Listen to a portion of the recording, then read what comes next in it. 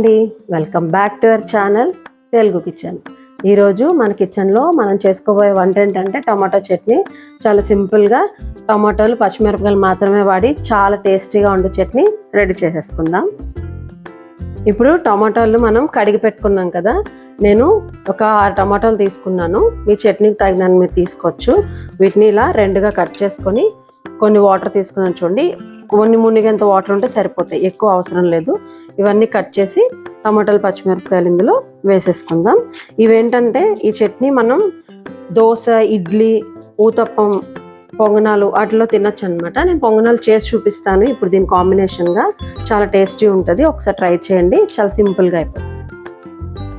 చూడండి, టమాటాలు పచ్చిమిరపకాయలు మునిగేలాగా నీళ్లు పోసుకొని ఇప్పుడు ఉడకబెట్టుకోవాలన్నమాట. టమాటాలు పచ్చిమిరపకాయలు బాగా ఉడికిపోవాలి. చూడండి, టమాటాలు ఉడకబెట్టుకోవాలని చెప్పాను కదా, టమాటాలు మెత్తగా ఉడికిపోయాయి.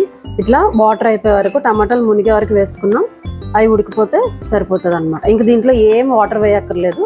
ఇది మనం ఉప్పు వేసుకొని మిక్సీ వేసుకుంటే చాలు, చల్లగా అయిన తర్వాత. చూడండి, టమాటా చట్నీ తాలింపు కోసం ఒక పాన్ పెట్టుకొని దీంట్లో ఆయిల్ వేస్తున్నాను. నేను ప్రతిసారి వేసేది ఓన్లీ కోకోనట్ ఆయిల్, ఇంకే ఆయిల్ వేయను. చూడండి, ఆయిల్ వేడవుతుంది. ఆయిల్ హీట్ అయింది కదా, చూడండి ఆవాలు మనం తాలింపు కోసం వేసుకుంటున్నాం. కొంచెం చిట్టుపట అన్న తర్వాత ఎండుమిరపకాయలు ఒక 2 తీసుకొని చీల్చుకొని ఇట్లా వేసుకోవాలి.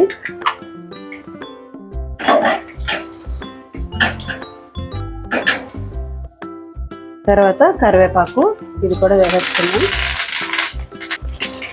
ఇప్పుడు ఆఫ్ చేసేస్తున్నాము. ఇది చట్నీలో వేసేస్తున్నాం.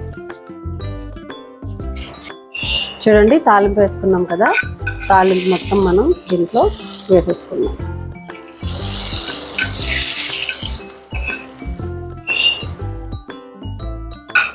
మనకి టమాటా చట్నీ సింపుల్గా రెడీ అయిపోయింది.